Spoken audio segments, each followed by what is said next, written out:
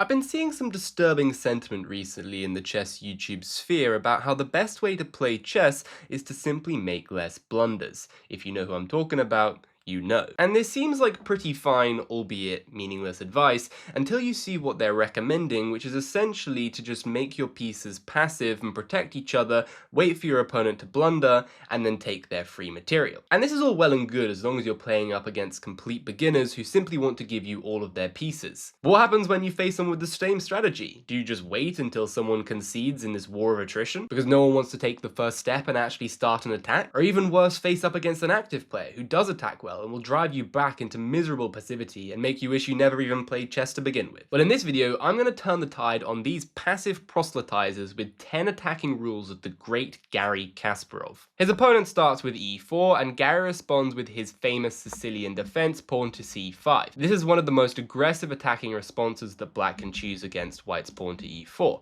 His opponent continues with f4, and now Garry uses his first rule of the attack with pawn to d5. You need to strike in the center when your opponent plays on the side of the board. The reason for this is that it's much easier for your opponents to maneuver around an open board and exploit the weak squares which have been created by the pawn push. After they take the pawn, he plays knight to f6 because he's not interested in capturing with his queen and getting kicked around, which would cause him to lose development. Instead, he plays knight to f6, development at all costs.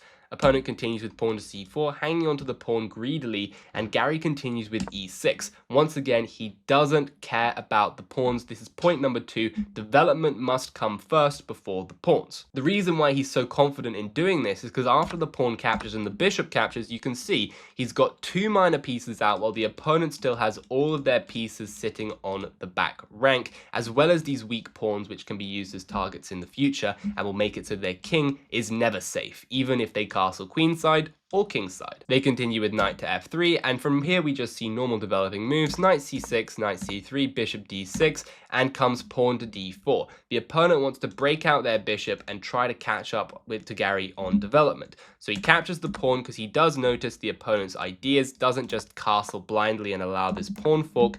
He captures the pawn first, then he castles his king, and he's not scared of the fact that the knight can capture the bishop on e6. He's not scared of this because he knows that the knight has developed 1, 2, 3 moves to capture that bishop, with the bishop only having moved once. So after the knight captures the bishop, he recaptures quite happily, having opened up his rook file and allowing him to potentially blast open the position with pawn to e5 in the future. They continue with bishop e3, and in comes queen e7. He's now looking to bring the rook into the game, but the opponent plays queen to f3. And in comes rule number 3. When you've come pretty close to finishing development, so like only the rooks need to come into the game, you can start to activate your minor pieces to apply pressure to the enemy position. And he does this with bishop to b4.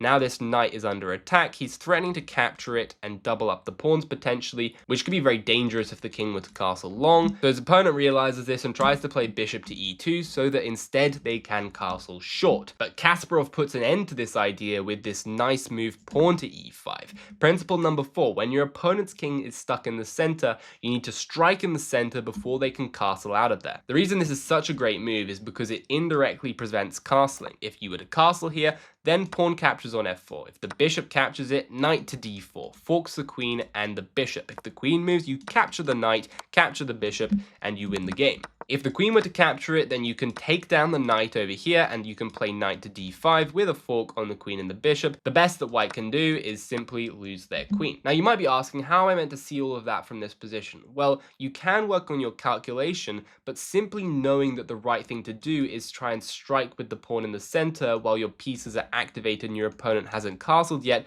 can get you most of the way there. And after castles, it's extremely intuitive that you want to capture this pawn because you want to open up the rook file onto your opponent's queen. So because of all these ideas and the fact that the opponent doesn't just want to go down a pawn for nothing, they decide to castle long into the lion's den. And in comes rule number 5. Destroy your opponent's pawn shelter around their king with bishop takes on c3 in this specific case, because after the pawn has to recapture, you can now see all of these airy squares around the white king, which will make it very easy to attack. But Kasparov doesn't rush in head first with something like queen to a3, because that would allow king to b1, and then the opponent might be able to safeguard with their pieces.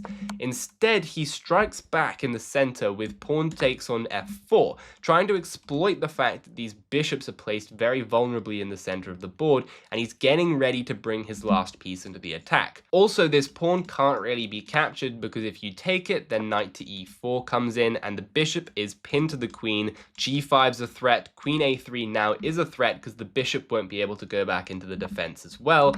And if you decide to take with the queen, then knight d5 once again is a killer blow with a fork on the two pieces. So his opponent has to reject the material and simply go down a pawn with bishop to d4, allowing Garry to invoke his 6th rule of the attack, which is to bring all of your pieces into the party. Look at these rooks, look at these knights, they are beautifully placed. Even the queen is well placed over here, ready to zip into the attack.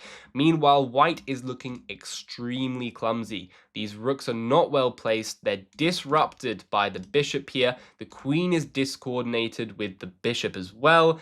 And all in all, white is completely discombobulated. They decide to capture one of Garry's strong knights, but he just recaptures with the rook, ready to lift it over to a potential queenside attack. They're forced to go rook to d2, defending the bishop here from this queen-bishop battery. And here comes a really classy move from Kasparov. Instead of launching headfirst into the attack like a lot of us would, he instead plays king to h8. The 7th rule of the attack: safeguard your own king before you go after theirs. That way there'll be far less resources like queen d5 check, where they can try and tactically defend themselves. And the moment it looks like the opponent is finally getting their last pieces into the game, this is the time that Garry chooses to strike. He doesn't let them breathe. Queen comes into a3 with a check immediately. If the king steps over to the b file, then there's knight to e5 attacking the queen. The rook slides over with a mate. If the king goes up to c2, then the whole house is falling down after queen takes pawn.